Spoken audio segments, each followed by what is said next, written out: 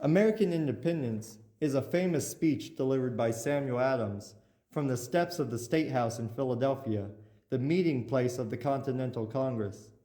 In the speech, Adams declares that by voting for the Declaration of Independence, Americans have restored the sovereign to whom all men ought to be obedient, meaning God, to the throne of America. This speech was delivered on August 1st, 1776, the day before the familiar parchment copy of the Declaration of Independence was signed by the Continental Congress. On August 2nd, 1776, the vote for independence was on July 2nd. The decision to use this declaration written by Thomas Jefferson as the tool to announce the decision publicly was made on July 4th.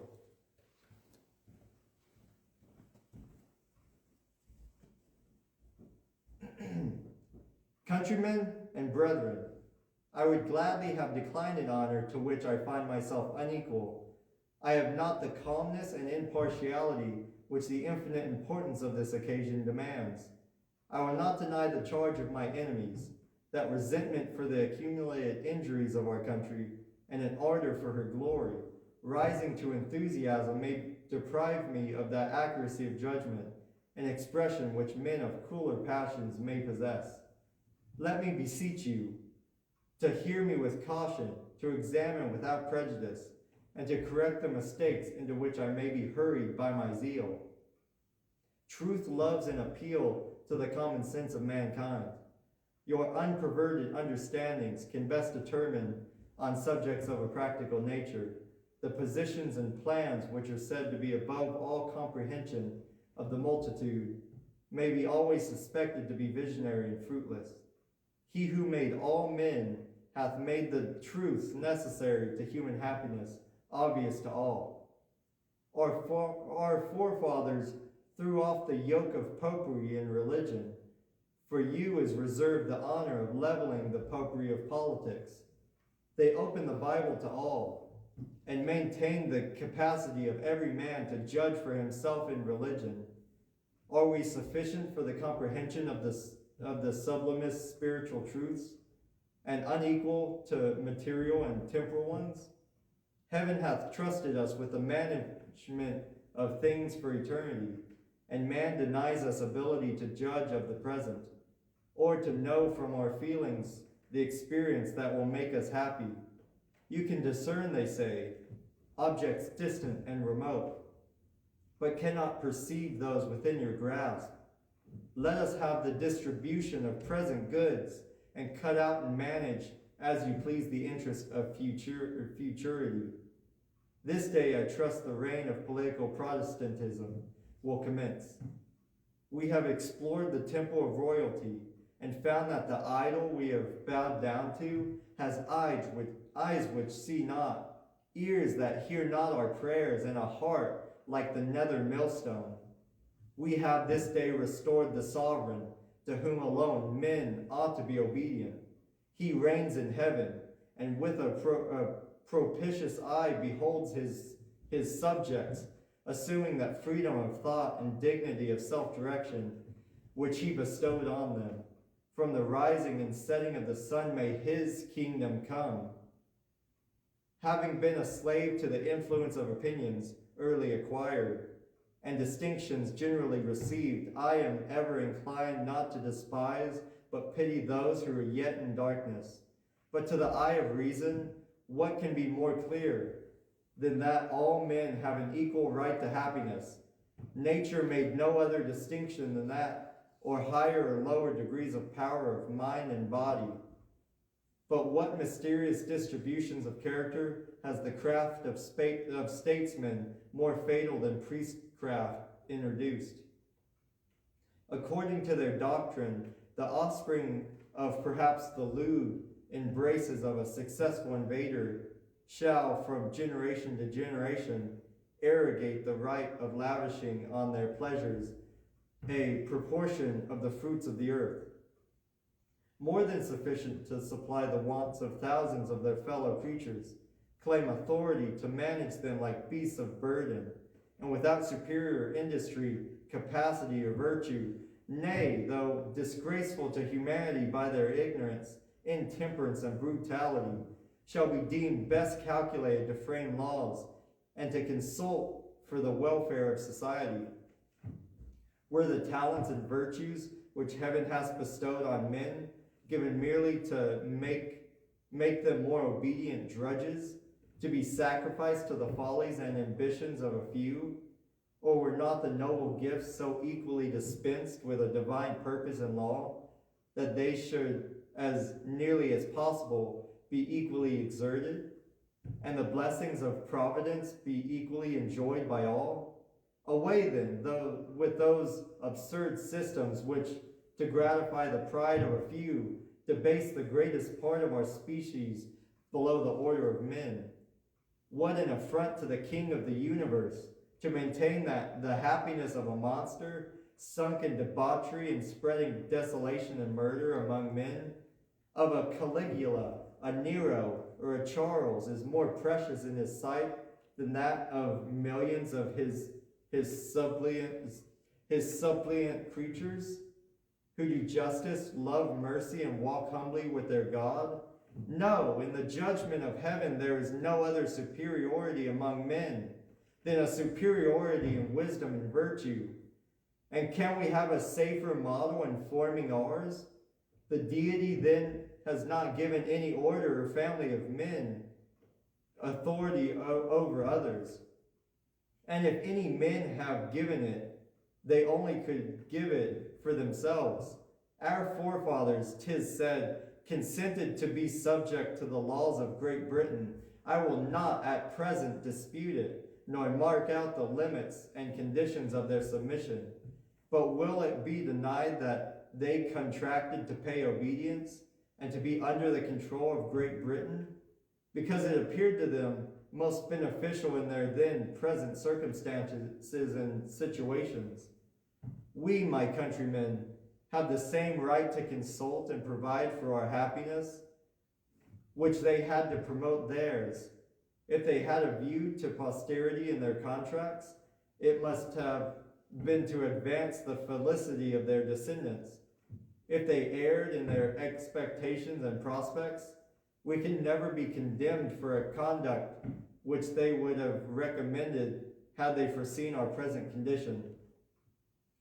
Ye darkeners of counsel, who would make the property, lives, and religion of millions depend on the evasive interpretations of musty parchments, who would send us to antiquated charters of uncertain and contradictory meaning, to prove that the present generation are not bound to be victims to cruel and unforgiving despotism. Tell us whether our pious and generous ancestors bequeathed us the miserable privilege of having the rewards of our honest industry, the fruits of those fields which they purchased and bled for, wrested from us at the will of men, over whom we have no check. Did they contract for us that, with folded arms, we should expect that justice and mercy from brutal and inflamed invaders, which have been denied to our supplications at the foot of the throne? Were we to hear our character as a people ridiculed by indifference? Did they promise for us that our meekness and patience should be insulted, our coasts harassed, our towns demolished and plundered, and our wives and offspring exposed to nakedness, hunger, and death, without our feeling of the resentment of men, and exerting those powers of self-preservation which God has given us? No man had once a greater veneration for Englishmen than I entertained. They were dear to me as branches of the same parental trunk, and partakers of the same religion and laws. I still view with respect the remains of the Constitution as I would a lifeless body which had once been animated by a great and heroic soul. But when I am roused by the din of armies, when I behold legions of foreign assassins paid by Englishmen to imbrue their hands in our blood, when I tread over the uncoffined bones of my countrymen, neighbors, and friends, when I see the locks of a venerable father torn by savage hands, and a feeble mother clasping her infants to her bosom, and on her knees imploring their lives from their own slaves, whom Englishmen have allured to treachery and murder.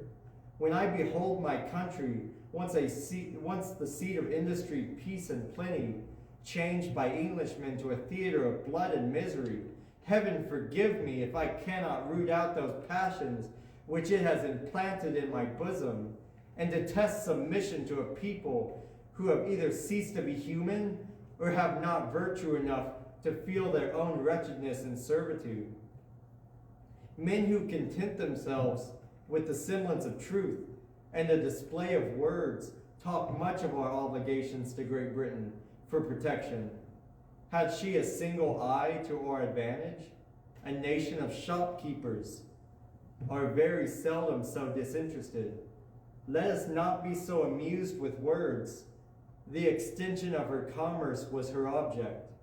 When she defended our coasts, she fought for her customers and convoyed our ships loaded with wealth, which we had acquired for her by our industry. She has treated us as beasts of burden, whom the lordly masters cherish, that they may carry a greater load. Let us inquire also against whom she has protected us, against her own enemies, with whom we had no quarrel, or only on her account, and against whom we always readily exerted our wealth and strength when they were required. Were these colonies backwards in giving assistance to Great Britain? When they were called upon in 1739 to aid the expedition against Carthagena, they at that time sent 3,000 men to join the British army, although the war commenced without their consent. But the last war, 'tis said, was purely American. This is a vulgar error, which, like many others, has gained credit by being confidently repeated. The dispute between the courts of Great Britain and France related to the limits of Canada and Nova Scotia. The controverted territory was not claimed by any in the colonies, but by the Crown of Great Britain. It was therefore their own quarrel. The infringement of a right which England had by the Treaty of Utrecht, a trading in the Indian country of Ohio, was another cause of the war.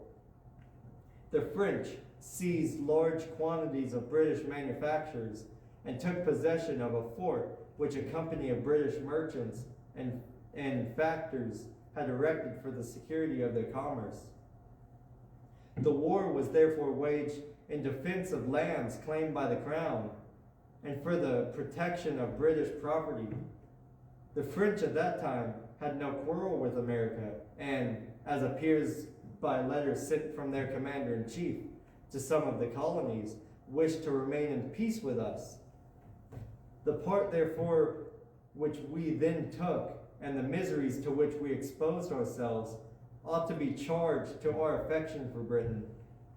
These colonies granted more than their proportion to the support of the war. They raised, clothed, and maintained nearly 25,000 men, and so sensible were the people of England of our great exertions, that a message was annually sent to the House of Commons purporting that His Majesty, being highly satisfied of the zeal and vigor with which his faithful subjects in North America had exerted themselves in defense of His Majesty's just rights and possessions, recommended it to the House to take the same into consideration and enable him to give them a proper compensation. But what purpose can arguments of this kind answer? Did the protection we received annul our rights as men and lay us under an obligation of being miserable? Who among you, my countrymen, that is a father, would claim authority to make your child a slave because you had nourished him in his infancy? It is a strange species of generosity which requires a return infinitely more valuable than anything it could have bestowed. That demands as a reward for a defense of our property, a surrender of those inestimable privileges to the arbitrary will of vindictive tyrants, which alone gives value to that very property. Political right and public happiness are different words for the same idea. They who wander into metaphysical labyrinths or have recourse to original contracts to determine the rights of men either impose on themselves or mean to delude others. Public utility is the only certain criterion. It is a test which brings disputes to a speedy decision and makes it appeal to the feelings of mankind. The force of truth has obliged men to use arguments drawn from this principle who are combating it, in practice and speculation.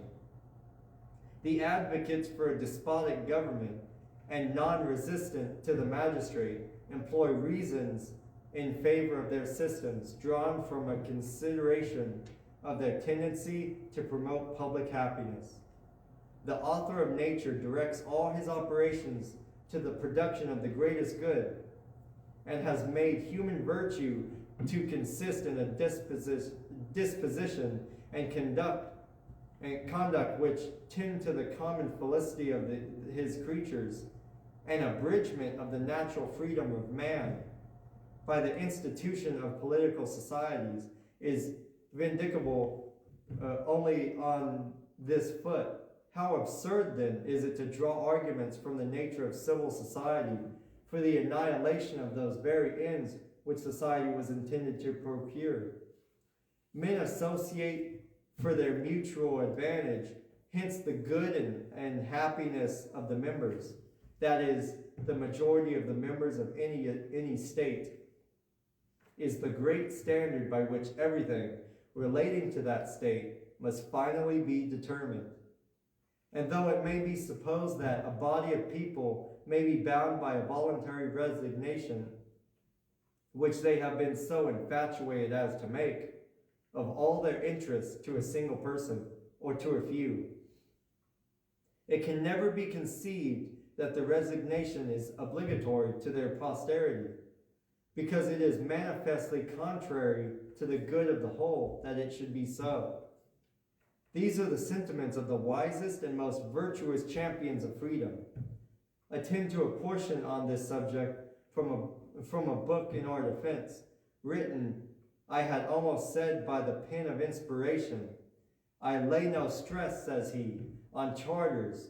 They derive their rights from a higher source. It is inconsistent with common sense to imagine that any people would ever think of settling in a distant country on any such condition, or that the people from whom they withdrew should forever be masters of their property, and have power to subject them to any modes of government they pleased. And had there been express stipulations to this purpose in all the charters of the colonies, they would, in my opinion, be no more bound by them than if it had been stipulated with them that they should go naked or expose themselves to the incursions of wolves and tigers. Such are the opinions of every virtuous and enlightened patriot in Great Britain. Their petition to heaven is that there may be one free country left upon earth to which they may fly, when venality, luxury, and vice shall have completed the ruin of liberty there. Courage then, my countrymen. Our contest is not only whether we ourselves shall be free, but whether thou shalt be left to mankind an asylum on earth for civil and religious liberty. Dismissing, therefore, the justice of our cause, as incontestable, the only question is, what is best for us to pursue in our present circumstances? The doctrine of dependence on Great Britain is, I believe, generally exploded. But as I would attend to the honest weakness of the simplest of men, you will pardon me if I offer a few words on that subject. We are now on this continent, to the astonishment of the world, 3 million of souls united in one common cause. We have large armies, well disciplined and appointed, with commanders inferior to none in military skill, and superior in activity and zeal. We are furnished with arsenals and stores beyond our most sanguine expectations, and foreign nations are waiting to crown our success by their alliances. There are instances of, I would say, an almost astonishing providence in our favor. Our success has staggered our enemies and almost given faith to infidels, so that we may truly say it is not our own arm which has saved us. The hand of heaven appears to have led us on to be, perhaps, humble instruments and means in the great providential dispensation which is completing. We have fled from the political Sodom. Let us not look back, lest we perish and become a monument of infamy and derision to the world. For can we ever expect more unanimity and a better preparation for defense, more infatuation of counsel among our enemies, and more valor and zeal among ourselves?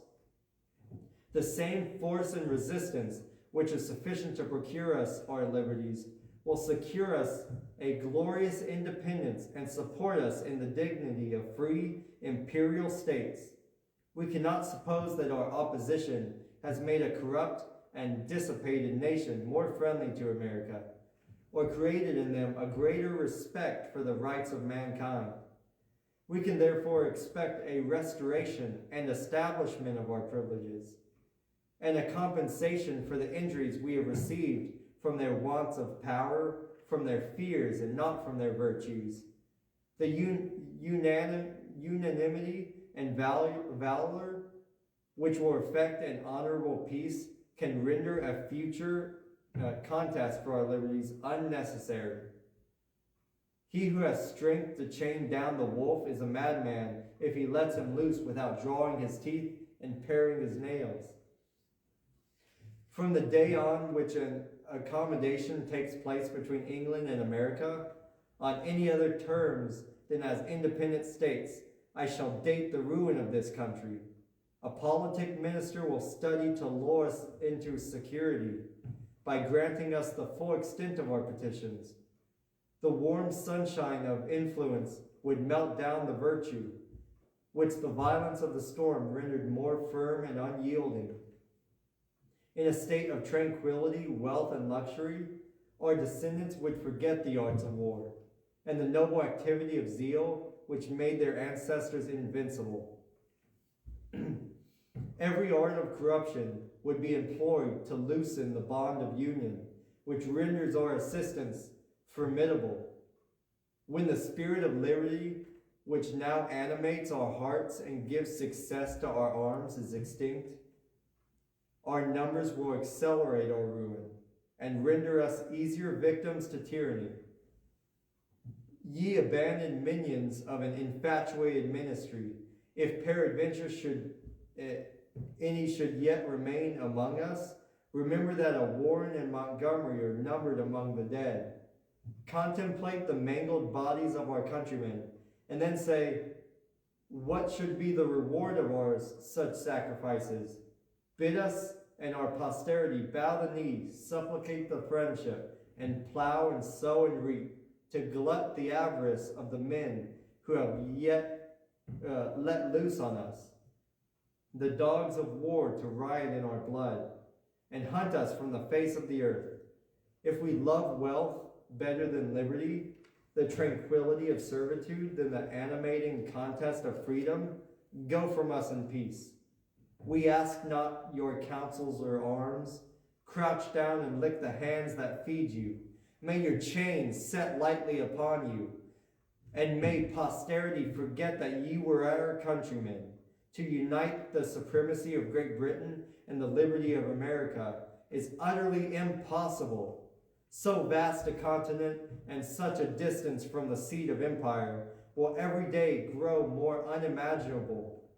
The motion of so unwieldy a body cannot be directed with any dispatch and uniformity, without committing to the Parliament of Great Britain's powers inconsistent with our freedom. The authority and force which would be absolutely necessary for the preservation of the peace and good order of this continent would put all our valuable rights within the reach of that nation. As the administration of government requires firmer and more numerous supports in proportion to its extent, the burdens imposed on us would be excessive, and we should have the melancholy prospect of their increasing on our posterity. The scale of officers, from the rapacious and needy commissioner to the haughty governor, and from the governor with his hungry train to perhaps a licentious and prodigal viceroy, must be upheld by you and your children. The fleets and armies which will be employed to silence your murmurs and complaints must be supported by the fruits of your industry. And yet, with all this enlargement of the expense of powers of government, the administration of it at such a distance, and over so extensive a territory, must necessarily fail of putting the laws into vigorous execution, removing private oppressions, and forming plants for the advancement of agriculture and commerce, and preserving the vast empire in any tolerable peace and security. If our posterity retain any spark of patriotism, they can never tamely submit to such burdens. This country will be made the field of bloody contention till it gains that independence for which nature formed it. It is therefore injustice and cruelty to our offspring, and would stamp us with the character of baseness and cowardice, to leave the salvation of this country to be worked out by them with accumulated difficulty and danger. Prejudice, I confess, may warp our judgments. Let us hear the decision of Englishmen on this subject, who cannot be suspected of partiality. The Americans, say they, are but little short of half our number. To this number they have grown from a small body of original settlers by a very rapid increase. The probability is that they will go on to increase, and that in 50 or 60 years there will be double our number. And from a mighty empire consisting of a variety of states, all equal and superior to ourselves in all the arts and accomplishments which give dignity and happiness to human life. In that period will they be still bound to acknowledge that supremacy over them which we now claim. Can there be any person who will assert this, or whose mind does not revolt at the idea of a vast continent holding all that is valuable to it at the discretion of a handful of people on the other side of the Atlantic? But if at that period this would be unreasonable, what makes it otherwise now? Draw the line if you can, but there is still a greater difficulty. Britain is now, I will suppose, the seat of liberty and virtue, and its legislature consists of a body of able and independent men who govern with wisdom and justice. The time may come when all will be reversed, when its excellent constitution of government will be subverted, when pressed by debts and taxes, it will be greedy to draw to itself an increase of revenue from every distant province in order to erase its own burdens. When the influence of the crown, strengthened by luxury and a universal profligacy of manners, will have tainted every heart, broken down every fence of liberty, and rendered us a nation of tame and contented vassals. When a general election will be nothing but a general auction of boroughs, and when the Parliament, the grand council of the nation, and once the faithful guardian of the states, and a terror to evil ministers, will be degenerated into a body of sycophants, dependent and venal, always ready to confirm any measures, and little more than a public court for registering royal edicts. Such, it is possible, may some time or other be the state of Great Britain. What will at that period be the duty of the colonies? Will they be still bound by unconditional submission? Must they always continue an appendage to our government? and follow it implicitly through every chance that can happen to it? Wretched condition indeed of million of free men as good as ourselves? Will you say that we now govern equitably and that there is no danger of such revolution? Would to God that this were true, but will you not always say the same? Who shall judge whether we govern equitably or not? Can you give the colonies any security that such a period will never come? No, the period, countrymen, has already come. The calamities were at our door. The rod of oppression was raised over us. We were roused from our slumbers, and may we never sink into repose until we can convey a clear and undisputed inheritance to our posterity. This day we are called upon to give a glorious example of what the wisest and best of men were rejoiced to view, only in speculation. This day presents the world with the most august spectacle that its annals ever unfolded. Millions of freemen, deliberately and voluntarily, forming themselves into a society for their common defense and common happiness. Immortal spirits of Hampton, Locke, and Sydney, will it not add to your benevolent joys to behold the posterity rising to the dignity of men, and evincing to the world that the reality and expediency of our systems, and in the actual enjoyments of that equal liberty, which you were happy when on earth in delineating and recommending to mankind? Other nations have received their laws from conquerors. Some are indebted for a constitution to the sufferings of their ancestors through revolving centuries. The people of this country alone have formally and deliberately chosen a government for themselves, and with open and uninfluenced consent, bound themselves into a social compact. Here, no man proclaims his birth or wealth as a title to honorable distinction, or to sanctify ignorance and vice with the name of hereditary authority. He who has most zeal and ability to promote public felicity, let him be the servant of the public. This is the only line of distinction drawn by nature. Leave the bird of night to the obscurity for which nature intended it, and expect only from the eagle to brush the clouds with his wings and look boldly in the face of the sun. Some who would persuade us that they have tender feelings for future generations, while they were insensible to the happiness of the present, are perpetually foreboding a train of dissensions under our popular system. Such men's reasonings amounts to this: give up all that is valuable to Great Britain, and then you will have no inducements to quarrel among yourselves, or suffer yourselves to be chained down by your enemies, that you may not be able to fight with your friends. This is an insult on your virtue as well as your common sense. Your unanimity this day and through the course of the war is a decisive refutation of such invidious predictions.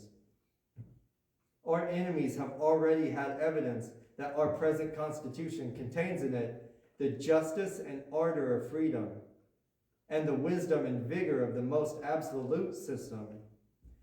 When the law is the will of the people, it will be uniform and coherent. But fluctuation, contradiction, and inconsistency of counsels must be expected under those governments, where every revolution in the ministry of a court produces one in the state. Such being the folly and pride of all ministers, that they ever pursue measures directly opposed to those of their predecessors. We shall neither be exposed to the necessary convulsions of elected monarchies, nor to the want of wisdom, fortitude, and virtue, to which hereditary succession is liable. In your hands it will be to perpetuate a prudent, active, and just legislature, and which will never expire until you yourselves lose the virtues which give it existence. And brethren and fellow countrymen, if it was ever granted to mortals to trace the designs of Providence, and interpret its manifestations in favor of their cause, we may with humility of soul cry out, not unto us, not unto us, but to thy name be the praise. The confusion of the devices among our enemies and the rage of the elements against them have done almost as much towards our success as either our counsels or our arms.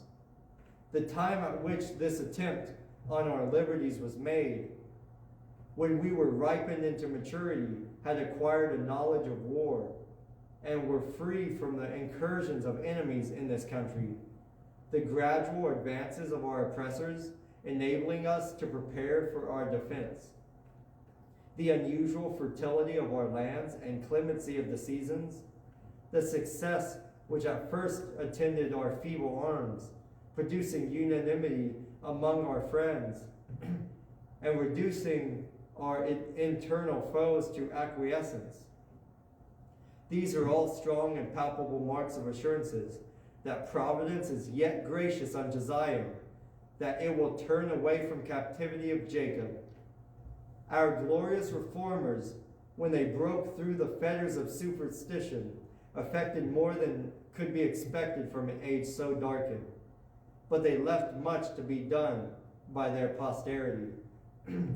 They lopped off, indeed, some of the branches appropriate, but they left the root and stock when they left us under the domination of human systems and decisions, usurping the infallibility which can be attributed to revelation alone. They dethroned one usurper only to raise up another. They refused allegiance to the Pope only to place the civil magistrate in the throne of Christ, vested the authority to enact laws and inflict penalties in his kingdom. And if we now cast our eyes over the nation of the earth, we shall find that instead of possessing the pure religion of the gospel, they may be divided either into infidels who deny the truth, or politicians who make religion a stalking horse for their ambition, or professors who walk in the trammels of orthodoxy and are more attentive to traditions and ordinances of men than to the oracles of truth. The civil magistrate has everywhere contaminated religion by making it an engine of policy and freedom of thought and the right of private judgment in matters of conscience driven from every other corner of the earth. Direct their course to this happy country as their last asylum. Let us cherish the noble guests and shelter them under the wings of a universal toleration. Be this the seat of unbounded religious freedom. She will bring with her in her train industry, wisdom, and commerce. She thrives most when left to shoot forth in her natural luxuriance and ask from human policy only not to be checked in her growth by artificial encouragements. Thus, by the beneficence of Providence, we shall behold our empire arising, founded on justice and voluntary consent of the people, and given full scope to the exercise of those faculties and rights which most ennoble our species, besides the advantages of liberty and the most equal constitution. Heaven has given us a country with every variety of climate and soil, pouring forth in abundance whatever is necessary for the support, comfort, and strength of a nation. Within our own borders, we possess all the means of subsistence, defense, and commerce. At the same time, these advantages are so distributed among the different states of this continent, as if nature had in view to proclaim to us, be united among yourselves, and you will want nothing from the rest of the world. The more northern states most amply supply us with every necessary and many of the luxuries of life, with iron, timber, and mast for ships of commerce or of war, with flax for the manufacture of linen, and seed either for oil or exportation. So abundant are our harvests that almost every part raises more than double the quantity of grain requisite for the support of the inhabitants. From Georgia and the Carolinas, we have as well for our own wants as the purpose of supplying the wants of their powers, indigo, rice, hemp, naval stores, and lumber. Virginia and Maryland teem with wheat, Indian corn, and tobacco. Every nation whose harvest is commodities which we cultivate will gladly exchange their superfluities and manufactures for ours. We have already received many and large cargoes of clothing, military stores, etc., from our commerce with foreign powers. And in spite of our efforts of the boasted Navy of England, we shall continue to profit by this connection. The want of our naval stores has already increased the price of these articles to a great height, especially in Britain. Without our lumber, it will be impossible for those haughty islanders to convey the products of the West Indies to their own ports. For a while they may with difficulty effect it, but without our assistance, their resources soon must fail. Indeed, the West India Islands appear as the necessary appendages to this our empire. They must owe their support to it, and ere long, I doubt not some of them will from necessity wish to enjoy the benefit of our protection. These natural advantages will enable us to remain independent of the world, or make it the interest of European powers to court our alliance and aid in protecting us against the invasions of others. What arguments, therefore, do we want to show the equity of our conduct or motive of interest to recommend it to our prudence? Nature points out the path, and our enemies have obliged us to pursue it. If there is any man so base or so weak as to prefer a dependence on Great Britain to the dignity and happiness of living a member of a free and independent nation, let me tell him that necessity now demands that the generous principles of patriotism should have dictated. We have now no other alternative than independence, or the most ignominious and galling servitude. The legions of our enemies thicken on our plains.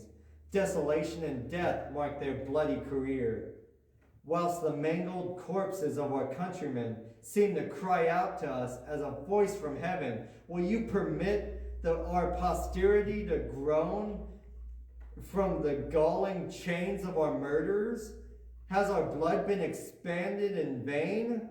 Is the only reward which our constancy till death has obtained for our country that it should be sunk into a deep and more ignominious vassalage? Recollect who are the men that demand your submission, to whose decrees are you invited to pay obedience. Men who, unmindful of their relation to you as brethren, of your long implicit submission to their laws, of the sacrifice which you and your forefathers made of your natural advantage for the commerce to your avarice, formed a deliberate plan to wrest from you the small pittance of property which they had permitted you to acquire? Remember that the men who wish to rule over you are they who, in pursuit of this plan of despotism, annulled the sacred contracts which had been made with your ancestors, conveyed into your cities a mercenary soldier to compel you to submission by insult and murder, who called your patience cowardice, your piety hypocrisy. Countrymen, the men who now invite you to surrender your rights into their hands are the men who have let loose the merciless savages to riot in the blood of their brethren, who have dared to establish popery triumphant in our land, who have taught treachery to your slaves and courted them to assassinate your wives and children. These are the men to whom we are exhorted to sacrifice the blessing which providence holds out to us. the happiness with dignity and uncontrolled freedom and independence. Let not your generous indignation be directed among us, who may advise so absurd the maddening a measure. Their numbers is but few and daily decreases, and the spirit which can render them patient of slavery will render them contemptible enemies. Our union is now complete, our constitution composed, established, and approved. You are now the guardians of your own liberties. We may justly address you as the decemviri did the Romans, and say, nothing that we propose can pass into law without your consent. Be yourselves, O Americans, the authors of those laws on which your happiness depends. You have now in the field armies sufficient to repel the whole force of your enemies, and their base and mercenary auxiliaries. The hearts of your soldiers beat high with the spirit of freedom. They are animated with the justice of their cause, and while they grasp their swords, can look up to heaven for assistance. Your adversaries are composed of wretches who laugh at the rights of humanity, who turn religion into derision, and would, for higher wages, direct their swords against their leaders or their country. Go on then, in your generous enterprise, with gratitude toward heaven for past success and confidence of it in the future. For my own part, I ask no greater blessing than to share with you the common danger and common glory. If I have a wish dear to my soul, then that my ashes be mingled with those of Warren and Montgomery, it is that these American states may never cease to be free and independent.